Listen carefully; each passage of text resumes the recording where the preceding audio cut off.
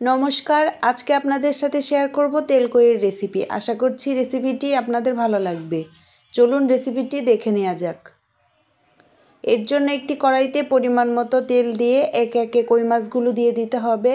এইখানে কই মাছে পরিমাণ মতো তেল, পরিমাণ মতো লবণ, পরিমাণ মতো হলুদ দিয়ে ভালোভাবে মেখে নিয়েছি। এবার মাছগুলো ভেজে নিতে হবে।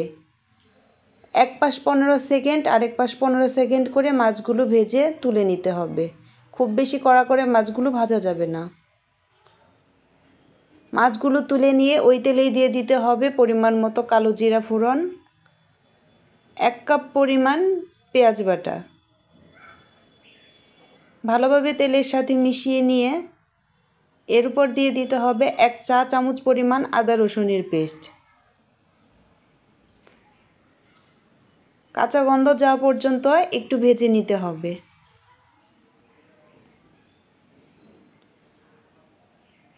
মশলাটা ভালোভাবে ভাজা হয়ে গেলে দিয়ে দিতে হবে 3 চা চামচের মতো সরিষা বাটা, পরিমাণ মতো হলুদ গুঁড়া, পরিমাণ মতো মরিচ গুঁড়া, স্বাদ মতো লবণ দিয়ে মশলাটা মিডিয়াম আঁচে কষিয়ে নিতে হবে। মশলাটা একদম মিডিয়াম আঁচে কষিয়ে নিতে হবে যাতে করে পুড়ে না যায়, এতে করে কিন্তু এর স্বাদ পরিবর্তন হয়ে যাবে।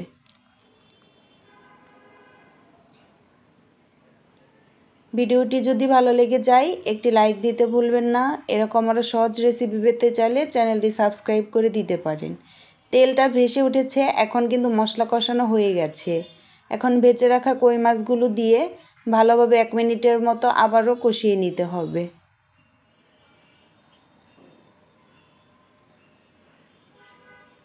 পরিমাণ মতো জল দিতে হবে, যতটা ঘনত্ব রাখবেন ঠিক ওই পরিমাণে জল দিবেন।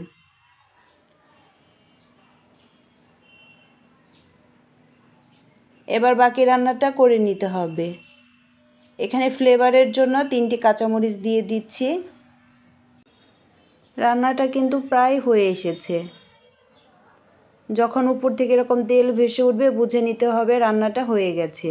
চলুন তাহলে আজকের মতো এখানে বিদায় নিচ্ছি। আবারও দেখা হবে নতুন কোনো রেসিপিতে।